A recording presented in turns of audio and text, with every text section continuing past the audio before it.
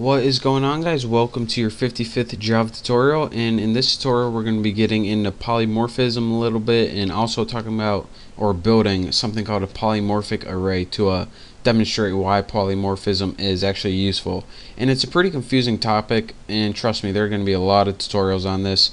So if you're not quite sure what's going on by the end of this tutorial, then I promise you in a couple tutorials you'll be a pro on polymorphism.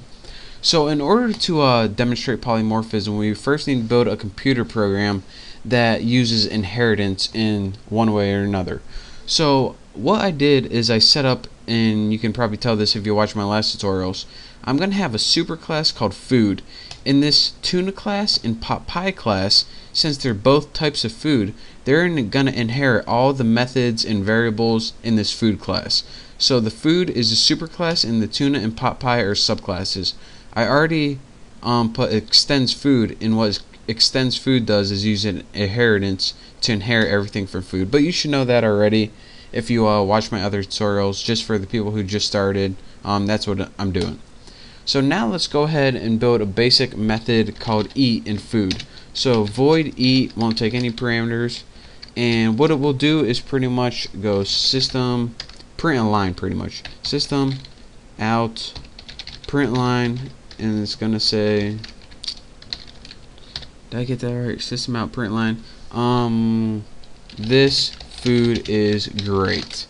And now what tuna and pot pie does, anytime you call the eat method, it would say this food is great.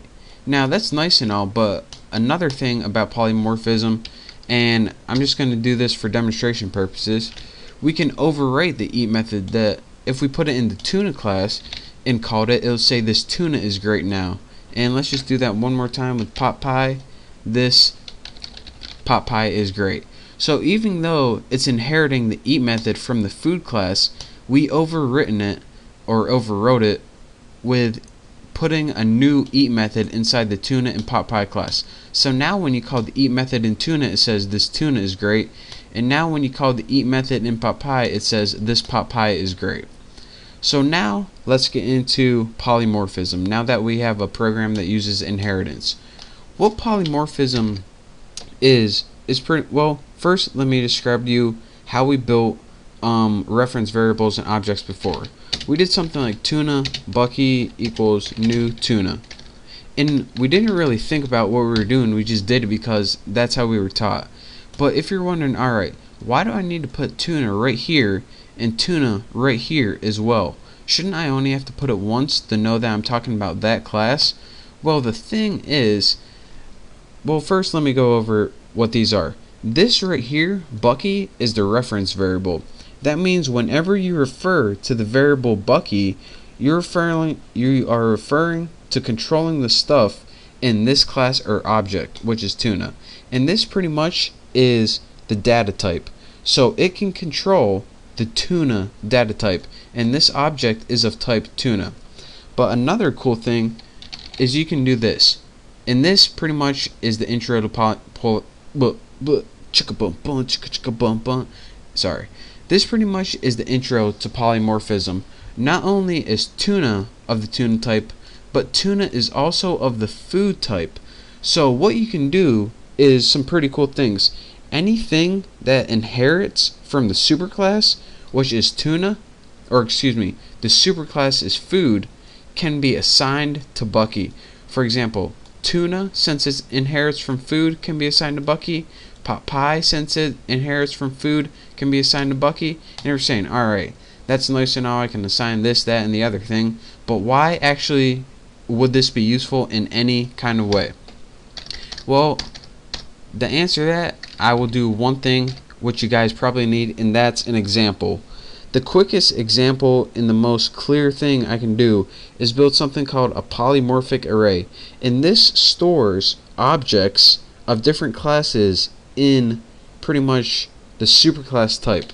So let's go ahead and say we have food, and that's the type, and let's go ahead and make an array object named Bucky, and we'll set this equal to new food 2. So now we have an array, and it's called Bucky, and it's of the food type. And remember, like I said, since we have something of the food type, it can hold objects of tuna and pot pie.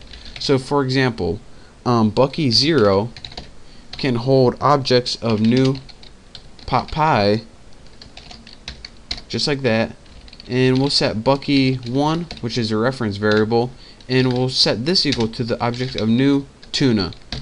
And you're saying, alright, well, that's still great. You have one variable that can hold an object and another variable that can hold an object.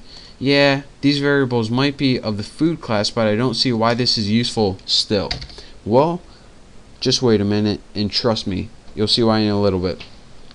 One reason for using polymorphism is to use polymorphic arrays, and that would be something like this. You loop through this array, and in essence what it does is it calls each method of this class right here.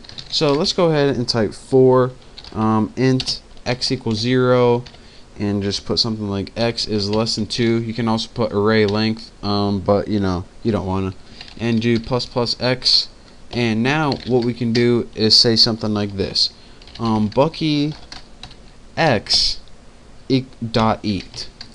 And what this is going to do is loop through each one of these objects and call the eat method. So it's going to loop through the first object, which was assigned Bucky 0 pot pie, and it's going to call pot pie dot eat, which is say this pot pie is great. The next thing it's going to do is loop through the tuna object, which is tuna dot eat, and then it says this tuna is good. So then you save yourself the trouble of making a new object called tuna object, then you go tuna.eat, and then you have to make an object, and you have to call each method. And I just got rid of my curly brace right there. So what this pretty much does is loop through each of your objects and calls the eat method for each one. Don't believe me? I'll run it right here. It says this pot pie is great, this tuna is great. Bam. How easy is that? So that is pretty much your basics, the polymorphic array. You can assign different objects to variables as long as this reference variable is of the superclass type. And that way, instead of having to build a new object for each one of your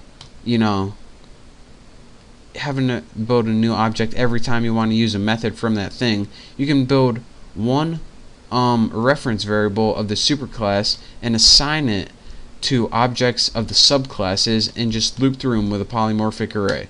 So how cool is that? And I know it's really confusing at first, but once I show you some other examples aside from polymorphic arrays, you're going to understand exactly how to use this, how it works, and you'll be a pro at it. So for now, thank you guys for watching. Don't forget to subscribe, and if you have any questions, just leave me a comment and I'll try to answer them. So thank you guys for watching again, and I will see you next time.